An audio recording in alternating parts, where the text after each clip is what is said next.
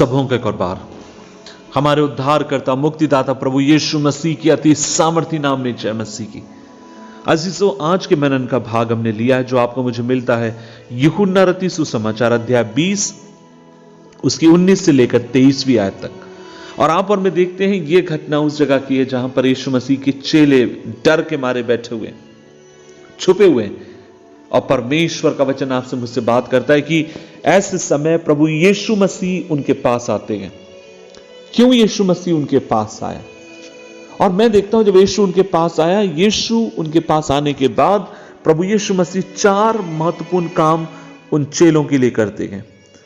और वो 4 महत्वपूर्ण काम क्या थे और वो क्यों करना चाहता है? क्योंकि आप और मैं देखते हैं चेले टूटे हुए थे, चेले घबराए हुए थे, चेले डरे हुए थे, चेले त्यागे हुए जाने की अवस्था में थे। और जब यीशु मसीह उनके मध्य में आता है, सबसे पहला वक्तव्य उसके 19 पद में प्रभु यीशु मसीह कहते हैं और वो ये है, तुम्हें शांति मिले। क्यों यीशु मसीह ने कहा तुम्हें शांति मिले? क्यों यीशु मसीह इस अभिवादन को उनके साथ करते हैं? क्योंकि यीशु मसीह जानते हैं कि उनके चेले पूरी तरीके से, जैसे मैंने कहा, टूट चुके थे। उन्हें प्रभु यीशु मसीह की उपस्थिति की आवश्यकता थी। यीशु मसीह पुनर्जी उठने के बाद अलग अलग लोगों को दिखाई दिए और वे इस बात की चर्चा कर रहे थे। और तब प्रभु यीशु मसीह जब अपने चेलों से मिलते हैं, वास्तव में वो उन्हें शांति प्रदान करते हैं। आज एक बात मैं आपसे कहना चाहता हूं और वो ये है कि हमें प्रभु की शांति की जरूरत है। जब जीवन में नाना प्रकार की चुनौतियों से और उतार और चढ़ाव से आप और में होकर जाते हैं, अजीजों, हमें चाहिए कि परमेश्वर की शांति आपके मेरे जीवन के ऊपर शासन करने पाए। मैं दूसरी चीज वहां पर देखता हूं और यीशु मसीह कहते हैं मैं तुम्हें भेजता हूं। उसके 21वें वचन में लिखा है, यीशु कहते हैं मैं तुम्हें भेजता हूं। ऐसे तनाव और भय वाले माहौल में संभव था ये अंतिम शब्द थे जिन्हें चेले सुनना पसंद करते थे। और यीशु मसीह के चेलों को प्रभु यीशु मसीह कहते हैं मैं तुम्हें भेजता हूं। जैसे पिता ने मुझे भेजा वैसे मैं तुम्हें भेजता हूं। उसका मतलब यह था उनके जीवन में शांति की कमी थी और प्रभु उन्हें शांति देते हैं। अब दूसरी चीज प्रभु उनके जीवन में देते हैं, प्रभु उन्हें एक लक्ष्य देते हैं जीवन में जीने का। और लक्ष्य क्या है? तुम्हें मेरे काम के लिए जाना होगा, तुम्हें सुसमाचार का प्रचार करना होगा, तुम्हें मैं मृतकों में से जी उठाऊं इस बात की तुम्हें गवाही देनी होगी और तुम्हें जाना होगा। तीसरी काम में देखता हूं और वो ये है, उसके 22वें पद में यीशु मसीह उन्हें अपनी आत्मा की उपस्थिति उन्हें देते हैं। यीशु मसीह उनसे इस बात को कहते हैं कि मैं तुम्हारे संग रहूंगा, परमेश्वर का आत्मा तुम्हारे साथ होगा, प्रभु का आत्मा तुम्हारे संग संग संग चलने पाएगा। एक बात मैं आपसे कहूं, हर व्यक्ति हमें छोड़ सकता है, त्याग सकता है, लेकिन प्रभु का आत्मा हमें कभी नहीं छोड़ता, प्रभु का आत्मा हमें कभी नहीं त्यागता। कई बार लोग सवाल करते हैं, पास्टर जी कई बार मैं प्रभु की आत्मा को बहुत महसूस कर पाता हूं और कई बार मैं प्रभु की आत्मा को बिल्कुल महसूस नहीं कर पाता हूं।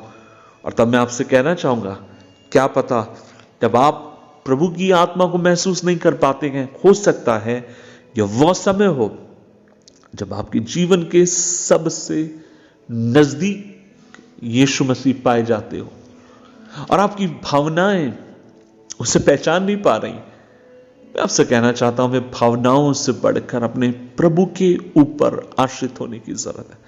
हमने विश्वास किया है कि यीशु मेरे संग होगा, उसकी आत्मा मेरे संग होगी, तो आप महसूस करें ना करें, आप विश्वास करिए प्रभु तू मेरे संग है। और उसके 23वें पद में यीशु मसीह उन्हें पापों की क्षमा का वचन देते हैं। क्या आप इस बात को जानते हैं कि केवल परमेश्वर ही पापों को क्षमा करता है? और यीशु ने उसके चेलों के द्वारा पाप क्षमा करने के संदेश को देने के लिए प्रभु कहते हैं जाओ और इस बात का संदेश दो कि जिन्हें तुम क्षमा करोगे वो क्षमा किए जाएंगे।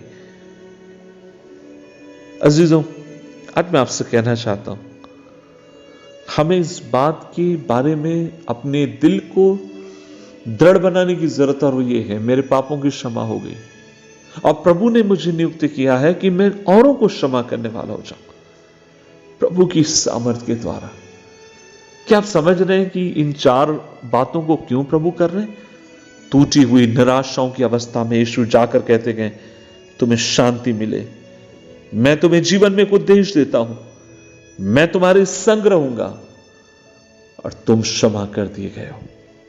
अगर आज आपके जीवन में आप उतार और चढ़ाव से होकर जा रहे हैं, आपके जीवन के सबसे कठिन दौर से आप होकर जा रहे हैं, आज प्रभु के 4 वादे आपके और आपके परिवार में, आपके जीवन में पूरे होने पाए।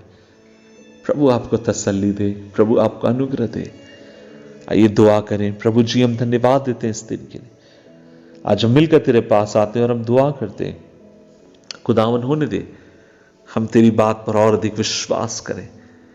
प्रभु जी, अपनी शांति से तू हमें भर। प्रभु जी, हमें जीवन में तू उद्देश्य देता है, इसके लिए धन्यवाद। तेरे पवित्र आत्मा की उपस्थिति के लिए धन्यवाद। प्रभु जी, धन्यवाद कि तू हमें क्षमा करता है, हमें माफ करता है और हमें साफ करता है। हमें कृपा दे कि हम बढ़ते जाएं। यीशु मसीह के नाम से मांगते हैं,